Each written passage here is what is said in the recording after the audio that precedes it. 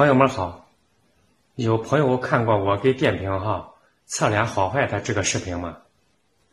有朋友就问我了，说家里的电冰箱虽说天冷了，但耗电还蛮厉害的。关于这个问题嘛我现在来配这个视频。比一个最简单的例子，我们夏天时使用的空调一般呢开在25、26度最好。如果你开在17、18度了，你可以感觉到你的空调一天到晚它会停不下来的。如果室内的温度低于温控器设置的温度它呢就处于停止状态。那么冰箱天冷的时候应该调几档最好呢？那么夏天时又调到几档最好呢？朋友们看到了吧？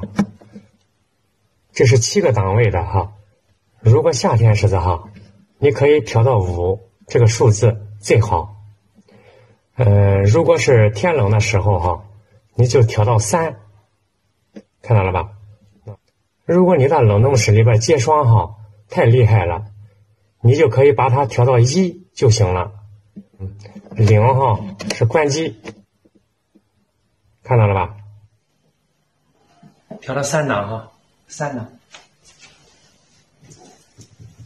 也就是说，夏天时的，如果你那是7个刻度的话你就调到5；如果是天冷的时候你就调到3；如果你冬天还跟夏天调的一样，那确实费电了。也就是说里边的制冷压缩机一天到晚工作了。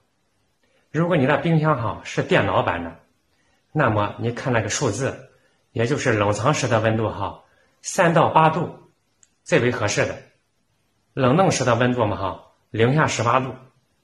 好了，朋友们，如果你感觉这个视频对你有所帮助的话，你觉得有点个意思的话，你别